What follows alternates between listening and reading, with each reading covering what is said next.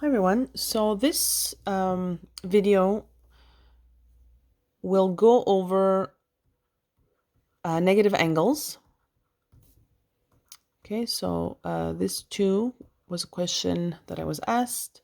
I don't remember the exact question, but let's pretend it was something like this. Okay, the exact value of negative pi over 6. Okay, so again, this is actually a continuation of how you can use the unit circle. So the unit circle, let me remind you, the unit circle has those 16 values. Okay, I won't put all of them now, but you will have noticed the angles are positive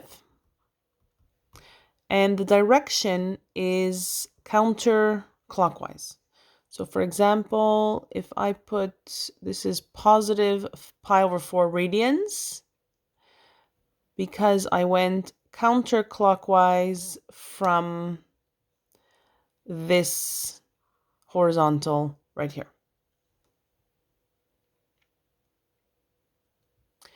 So a negative angle, this should make sense.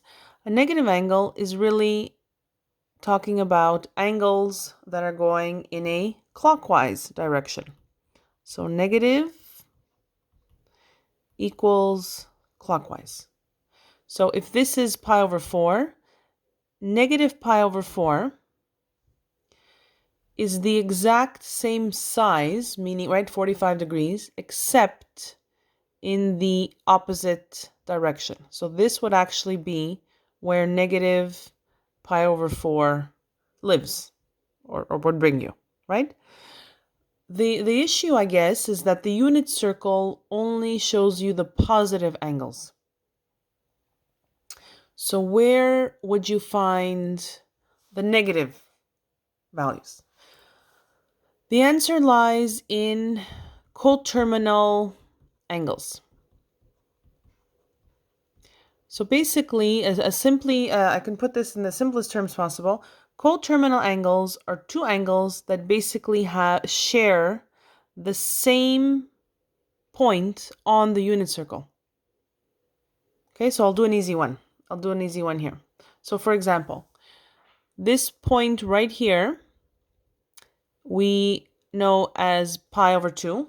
It's pi over 2 radians positive, right? Clockwise. Counterclockwise. But if I was going negative, how can I get there? It can also be occupied by negative 3 pi over 2. So even though the unit circle is not giving you the negative angles, you can quickly convert a negative angle into its respective, almost partner, into its respective coterminal angles. So when working with radians, you basically just add 2 pi. Okay, so for example, if I had negative 3 pi over 2, I can't find that anywhere. I will add it to 2 pi, and that will give me the positive coterminal angle, so it's partner. Okay, now there's different ways you can do this. You either use your calculator, you use the fraction button, you add this up. I guess I'll show you quickly, right? You just convert 4 into the 2 over what? No, sorry. 2 is what as a fraction over 2. We multiply by 2. Negative 3 plus 1 is a half. Okay, but that's, I don't want to do too many examples, but that's the trick. Okay, so for example, here at the top, negative pi over 6. Let me at least do that one. Negative pi over 6 plus 2 pi. So I'm going to convert 2 is what as a sixth. 2 is actually 12, right? So 12 over 6 is the same as 2. And we have 11 over 6. So that means that, I'll change color. negative pi over 6 has the same coordinates, is the same trigonometric point as, try to follow my arrow at the top, as positive 11 pi over 6. So if I go back to this question, if you're asked where is the sign of negative pi over 6, that wasn't on my unit circle, but its partner is, right? Its positive coterminal angle is. A pi over 6 would be right here.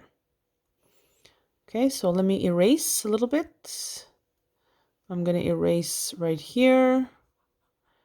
I'm going to write that this is 11 pi over 6, and the coordinates are 3 pi over 2, 1/2, except that the y is negative. So what is the sign of negative pi over 6? That is negative 1/2. You will not use it as much, but just quickly, if you are dealing with degrees, you would add your negative angle to 360 to get its coterminal angle, right? So let me use an easy one. If I said negative 315 degrees, so that would bring me up here in the first quadrant. But really, I don't have to try to figure that out. I just have to add to 360, get its equivalent positive angle. So negative 315 is the same as 45. Okay, so I hope this helps. In summary, this is how to deal with negative angles. And basically, you're going to be asked to find the sine, the cos, or if you're doing this after my tan video, and the tan as well.